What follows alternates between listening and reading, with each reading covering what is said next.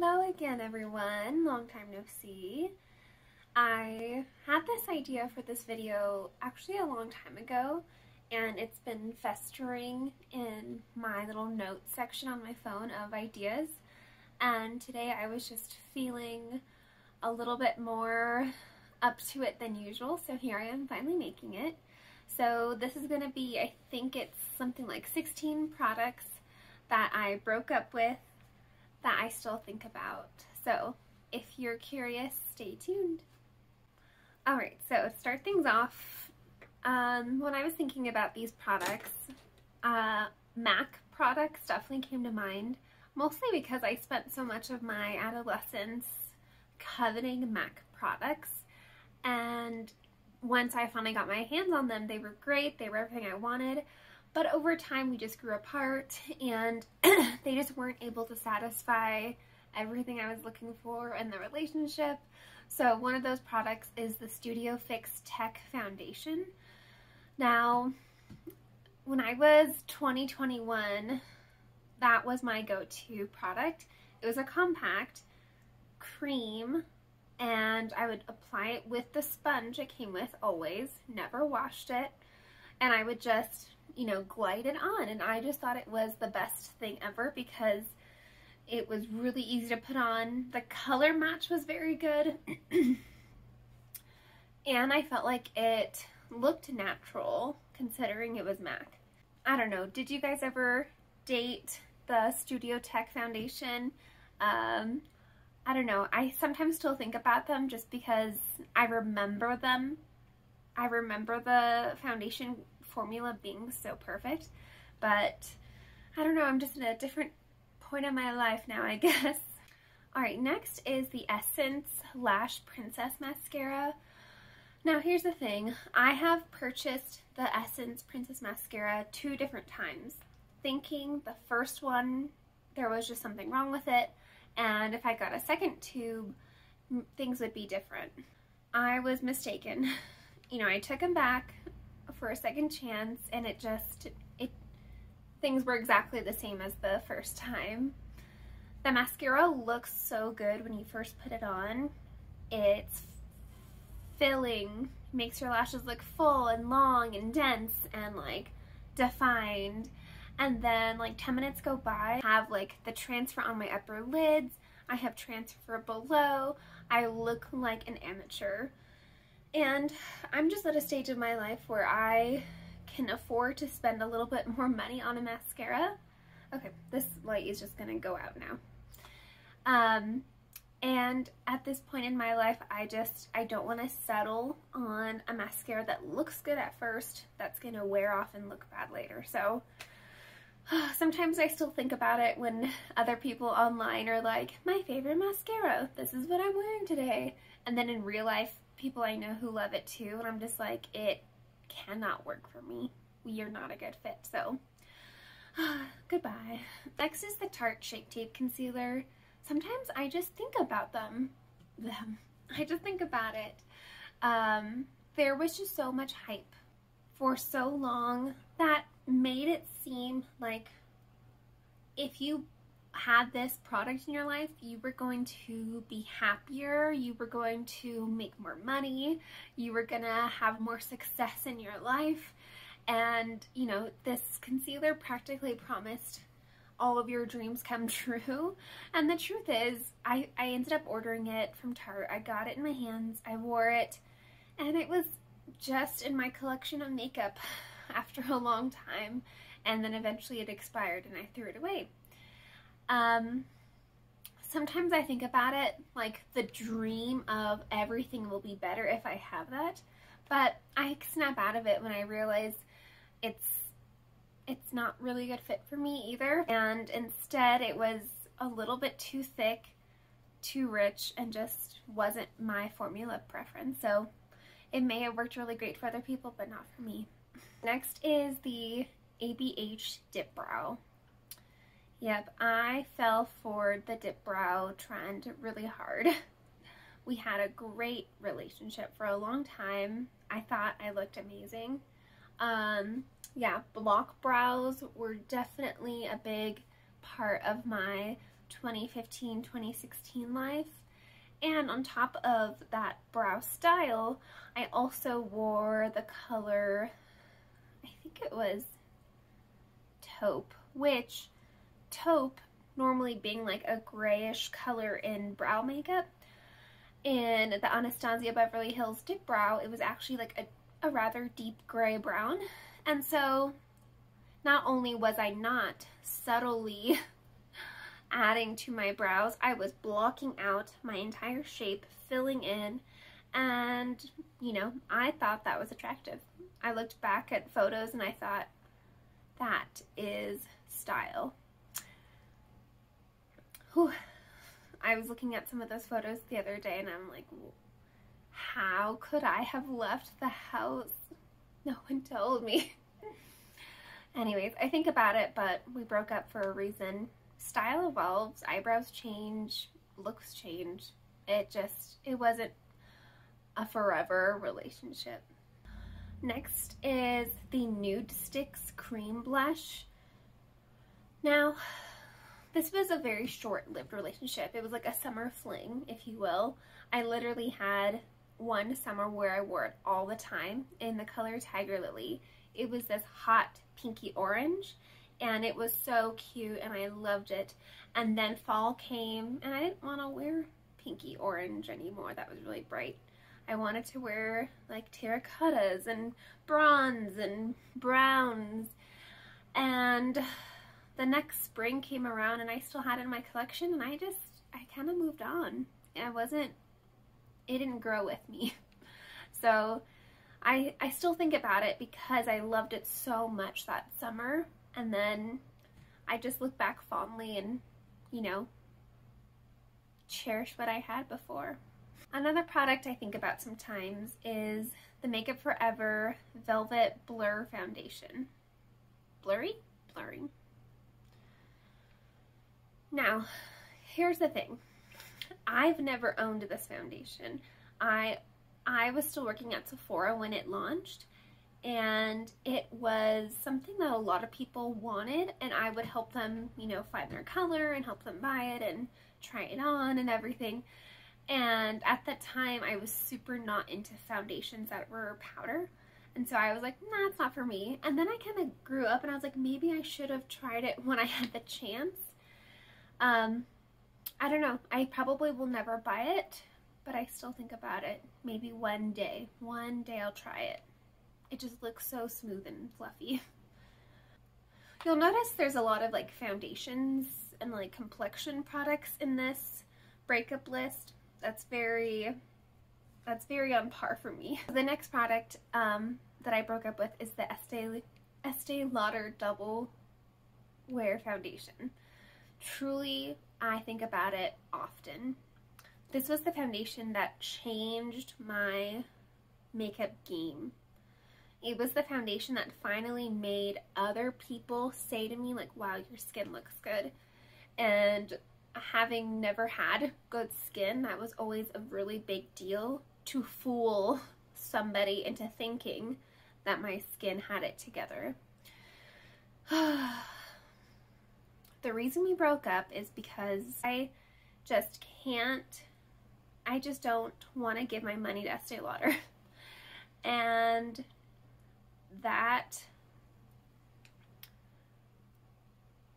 on top of that, I've never been able to find a great skin color match. Even though they have broadened the shade range, I've decided that if I ever want to spend a large amount of money on makeup, I have to love it 100% and not feel disappointed a little bit.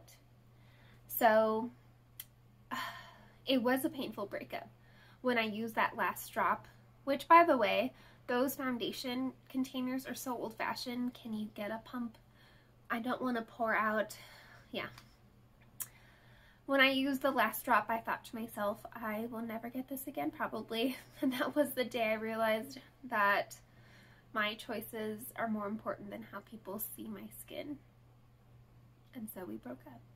Another foundation, surprise, surprise, the Dior Air Flash. Another hot fling, quick, not too painful, The thing was, I was working at Sephora. I tried on the Air Flash foundation in the store and wore it that day for work. And it was one of those ones where my coworkers who would see me with all kinds of makeup that day had said like, wow, your skin looks really good, or like, you know, hey, that foundation looks great. And I was like, oh my gosh, I have to buy this. So I bought it, and then I took it home and I realized that the Sephora lighting made my skin with the Dior Air Flash look flawless and great and beautiful. But when you actually took it home and sprayed it on, I looked not like myself. I looked very tan and very makeup-y. And so I used up as much as I could and realized it just wasn't gonna last. So we broke up, and I do still think about it sometimes just because the idea of maybe it'll look good just still kind of haunts me. Sometimes I still think about the Benefit Hoola bronzer, the like original Hoola. I know 100% it's not a good match for me. It's very color rich, and the color is not a good match for me. I'm very fair, and if I usually put bronzer on, it tends to look on the orange side. But sometimes I think back to how much everyone else loved it, just like the Essence mascara, and I think, man, like, what if I like it now? I'm older now, maybe I'd like it. And then I have to snap out of it and just come back to reality that it's a very cheap cardboard packaging with a little tiny brush that's made for like contouring, and it's an orange bronzer. So I think about it sometimes, but I have to say no. Another classic, the Urban Decay Naked 3 palette. That truly was my introduction into high-end makeup as an adult. An aunt of mine had gifted for Christmas that palette to me, and it just really made me snap out of like drugstore exclusive makeup and get me interested in the potential of spending a little bit more money and getting really cool looking makeup. I think that at the time I got that palette too, it was just like the hottest makeup product ever to have lived, because the concept of the, you know, sideways palette with like 9 to 12 shades, that was like the first. And, you know, the color scheme was cool toned, which was something I was able to like get on board with, because at the time I was wearing almost no eyeshadow, and cool toned at least seemed kind of natural on my skin tone. It didn't seem like contrasting or anything. Anyways, I don't have the palette anymore. I got rid of it a long time ago because it was old and nasty. But sometimes I think about it and I think if I had it again, maybe I could do some really cool looks now. And then I've come to peace with that, and I've said that I have plenty of eyeshadow now. It gives me all the love I need, and I don't need to dip back into something, kind of old and stale. So we broke up, but it made me a better person for being with it. My last complexion product to mention, the Danielessa Myricks Vision Cream. This was disappointing. I was really sad by it. Instagram really made me feel like it was going to be the product of my dreams. It was supposed to be a concealer and foundation in one. Light to full coverage, a range. A natural, hydrated, like dewy look, and long lasting. And I thought this is just going to solve all of my...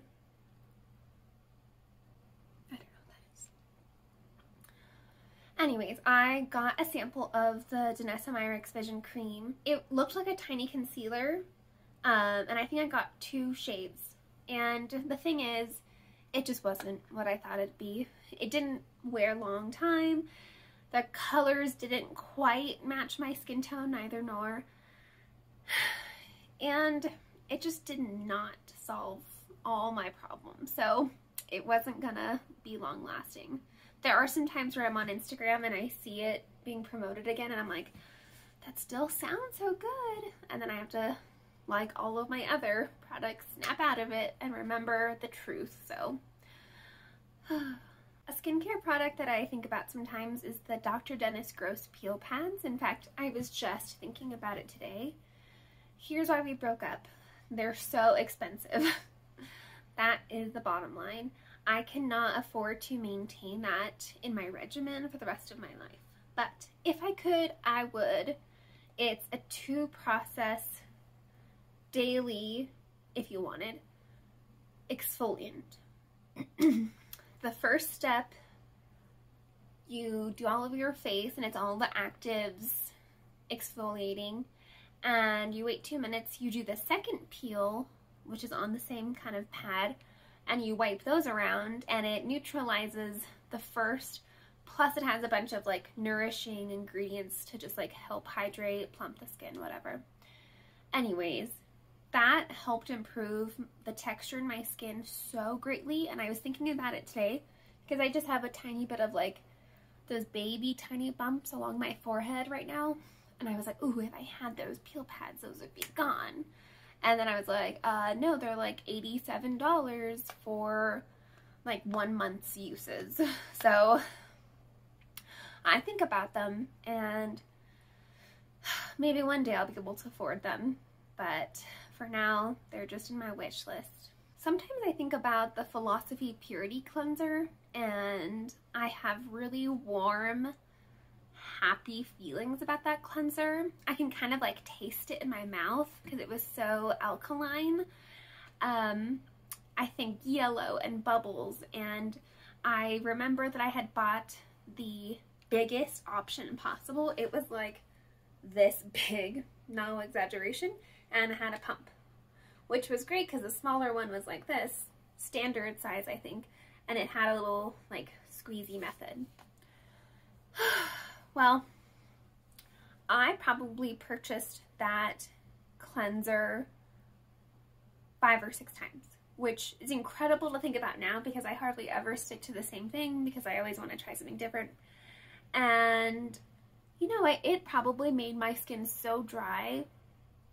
Rather, it made my skin so dehydrated that I was overproducing oil, and at the time I had no idea about any of that. I think about those warm, fuzzy feelings of, wow, it took off all my makeup and I loved it so much, and then I think back to like my parched, oily skin, and I'm like, well, maybe that wouldn't be a good fit now that I'm 31 and have like chronic dehydrated skin. So I think about it sometimes, but it's for the best that we never get together again. Now, The Ordinary, the brand, they have the peeling solution. It's this like cranberry red liquid in a dropper glass bottle that you put on and you treat like a peeling mask. And TikTok, Instagram, whatever, they picked up on it maybe a couple years ago now, and I had bought it maybe 4 years ago, and you know what, it didn't really do that much for me, and so I used it up, I got rid of it, and then it had this like resurgence on social media, and I was like, oh, maybe I need this again, it's so cheap, and then, you know, I just talk myself out of it every time because I know deep down it's not going to do anything, but you know, sometimes I still think about it. If it wasn't for social media, I would probably have long forgotten, but there they are, just popping up over and over again, and so I'm like, get out of my life. When it comes to hair, sometimes I think of Arctic Fox, their hair dye. I had bought a few colors from them, but red was the one that I was like, red's gonna change my life, and I'm gonna be a different person if I have red hair. And never have I ever felt more ostracized from my family members than when I had red hair, which is so weird because red is relatively natural because some people really have red hair. Now, given this red was like a crimson blood red, so it was quite like head turning. But sometimes I still think of Arctic Fox and I think, man, I could really go for pink hair today, or baby blue, or violet or something. And then once again, I'm just like remembering the times it took so much hair shampoo to rinse and get the dye out. And then I'm like, well, maybe I could hold off on that. So I think about it sometimes, but I haven't gone through again in a long time. Now for the last product that I broke up with that still makes me think about it sometimes is the Loving Tan 2 Hour Express Tan in the shade Dark. You might look at me now and think, you're pasty as heck. Why would you ever self-tan? Or how? Or whatever.